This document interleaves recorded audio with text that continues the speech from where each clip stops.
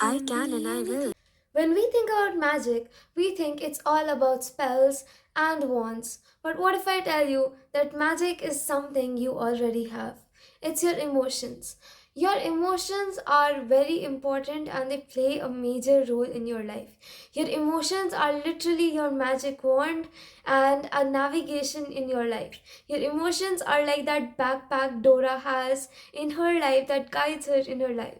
Yes, your emotions play a very vital role in transforming your lives, relationships, and manifestations. You can understand people and channelize energies through it. When we talk about magic, we think about aura and we think about how we perceive other people's. We think about energies, and yeah, energies and aura actually exist. When you feel uncomfortable with few people, with few types of people, it's probably because your auras don't match, your vibe don't match. The word vibe, it's like a different word for the word aura. When you think that your aura don't match, when you don't feel comfortable with some kind of people, you say that our vibe don't match. But the actual thing is your auras are conflicting. You have a different kind of aura while the other person has a different kind of energy. And yes, aura do actually exist and they have different types of colors like red, green, yellow, white, pink, and you'll be able to study about auras too. If you want a whole detailed video about aura, please let me know. But yes, your emotions play a major role in many different fields. For example, manifestation, manipulation, healing, and inspiration, motivation.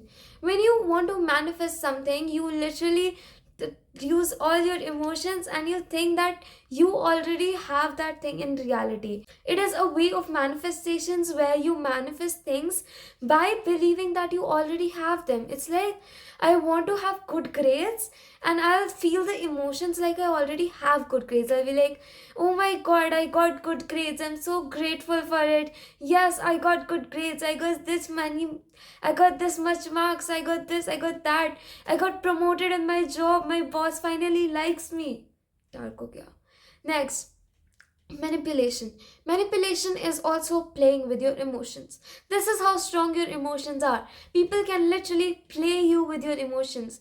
People can control you using your emotions. That's why you should never give the video game remote of your emotions to the other person. Basically speaking, that you should never let anyone else have control of your emotions. You should be in control of your emotions. So what if you didn't talk to that person today? So what if that person ghosted you? So what? Your emotions should be rooted into you. You should be like, it's okay they didn't talk to me, it's okay that didn't happen, it's okay I didn't get that, it's okay. I have my emotions, and no matter what happens, I have in control of my own emotions. No one else has the right to make me feel inferior. No one else has the right to make me feel like I'm not worth it. Next, healing. When you heal yourself, your healing journey starts with identifying your emotions. Once you identify your emotions ki mere sath ho kya raha hai, what am I feeling, people are like, I don't understand what I'm feeling. That is why you should start looking at your emotions. Identify it, name your emotions, don't run away from emotions. Even sadness and anger are not bad emotions. Even sadness and anger are good emotions. The sadness tells you that you need to change something in your life, and that whatever you're having, whatever you have right now in your life, you don't like it because you're feeling sad. Next, we have anger.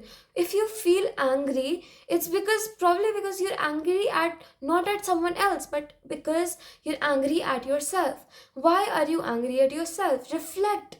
Are you not doing enough? Do you want things that the other person have and you feel like I did not get what they got? You need to work towards the things that you did not get, so that in future you do not repeat the same mistake by saying that I did not get it. In future that thing should not be repeated. Emotions are literally energy in emotions, because emotion, energy in motion. Your energy is always in motion.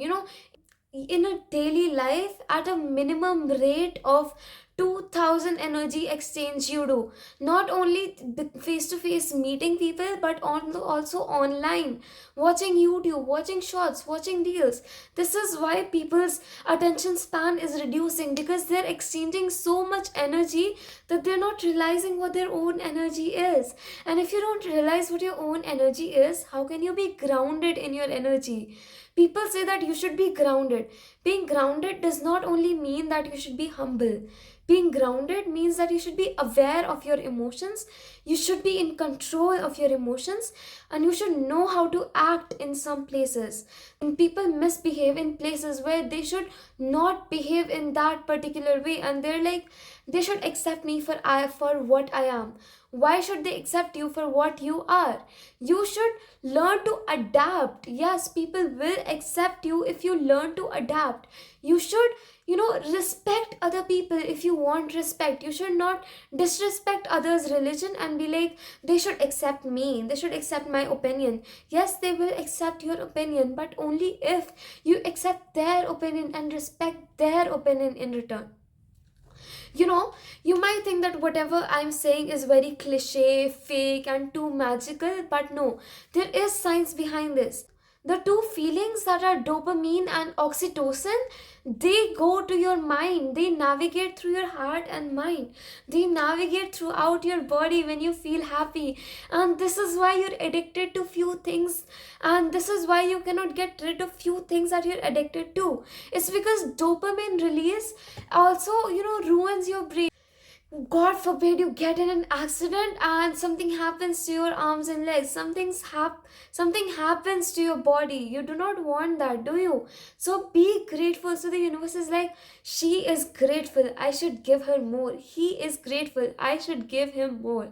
Your emotions are literally the magic of your life. You can shift your emotion state. You can, connect with people through your emotions, because what is common among all the countries? Not languages, not foods, not meals, not our traditional dances, not our traditional way of speaking, not our traditions, but emotions. Emotions are what connect us. You know, during the World War I and during the World War II, people used to connect with songs. People used to connect with stories. And even today, people connect with songs. Taylor Swift is famous for her storytelling way. Her brand is storytelling in her songs. And there are many such singers. Olivia Rodrigo, Sabrina Carpenter, Keisha.